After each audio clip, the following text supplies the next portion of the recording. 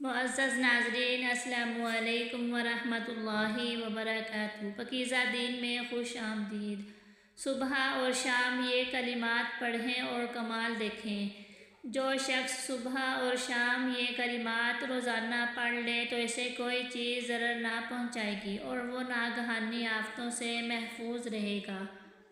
کلمات یہ ہیں: بسم اللہ الرحمن الرحیم، استغفر اللہ الذی لا الہ الا هو الحی القیوم واتوب الیہ۔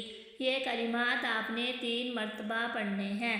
سبحان اللہ العظیم وبحمدہ ولا حول ولا قوة الا باللہ۔ یہ کلمات بھی آپ نے 3 مرتبہ ادا کرنے ہیں۔ اللہم اجرنی من النار، لا الہ الا اللہ وحدہ لا شریک لہ، لہ الملک ولہ الحمد یحیی ویمیت وہو علی کل شیء قدیر۔ بسم اللہ الذی لا یضر مع اسمہ شیء فی الارض ولا فی السماء وہو السمیع العلیم۔